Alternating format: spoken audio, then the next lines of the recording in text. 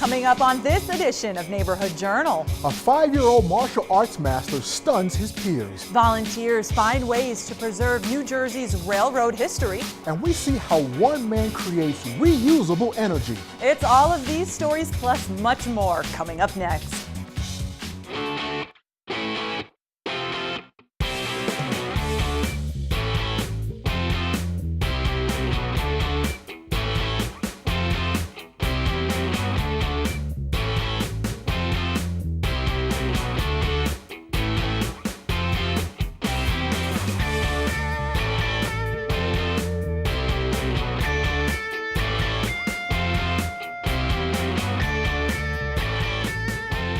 Hi everyone, and welcome to another edition of Neighborhood Journal. I'm Joanna Tower. And I'm Damian Riley. So we have a couple of things to address before we start the show, guys. A couple of serious things. We just want to let our viewers know, our viewers who have power, that our thoughts and our prayers are with you affected by Sandy's wrath. You know, it's a really big time here. All of us in the studio are dealing with this in New Jersey, all of our colleagues down the shore and in Newark.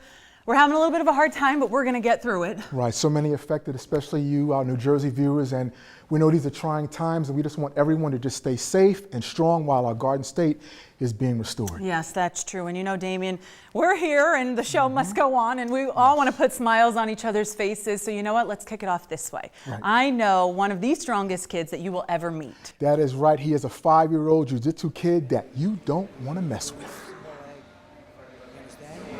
Standing just a little over 4 feet tall thanks to his trademark mohawk, people in Howell call 9-year-old Dylan Feehan a phenom. But don't let this 53-pound kid scare you. Dad Brian says all Dylan wants is to be treated like any other kid. Dylan's a very quiet, humble kid. He's makes lots of friends real easily. A kid who has an orange belt in jiu-jitsu and has a record of 173 fights and 153 wins, only 20 losses. That's right, you heard it here, 153 wins. He trains at Team Oliveira Brazilian Jiu-Jitsu, and coach Ademir Oliveira says he's never seen anything like Dylan before. I go to Brazil all the time, I train there. All the boys don't see me here. He's prophet for Jiu-Jitsu, he's very powerful.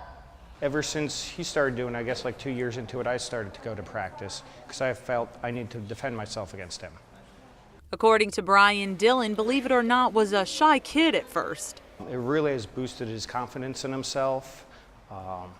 It helps with all sports. It helps with balance.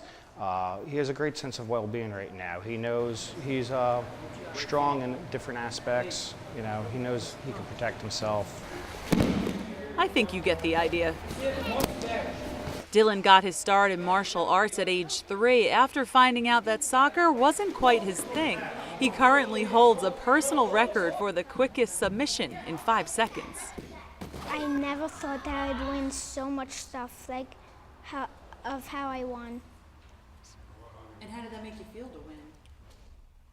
Really happy to win all these stuff. When it comes down to it, it's not really about Dylan's success. There's a little more to it. But it's just his attitude. He wins, he gives his opponent a hug, he walks off, he wants to play DS with the opponent. There's no cockiness, and that's what makes me proud about him, more of his attitude. As for what the future holds for Dylan, challenging but bright. I think I'll still be doing it when I get a lot older. And why? Because I love fighting and doing moves with good friends. And what does the future hold?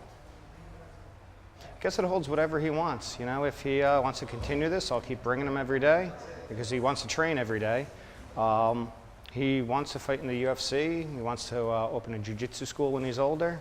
So whatever he wants, I'll support him. What an amazing young boy. He was such a sweetheart, so quiet, yet he was so good at his craft. Now we turn our attention to a group of